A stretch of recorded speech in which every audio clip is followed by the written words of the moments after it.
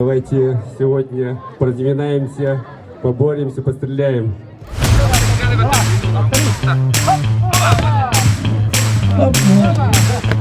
Опа! Неплохо. Опа!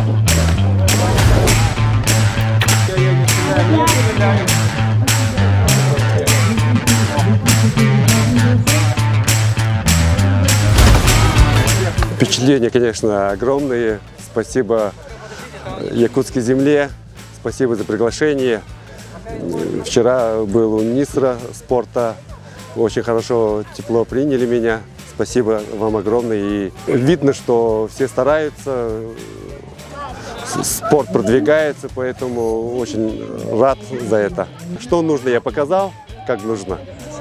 И дальше тренера будут работать. Мне понравилось, когда нам объясняли, как стрелять. Мы делали там разминку, плюс нам объяснили, как правильно стрелять, как правильно держать лук. У меня вот проблема, как я держу лук, нужно чуть-чуть повернуть, но мы вот это скоро исправим.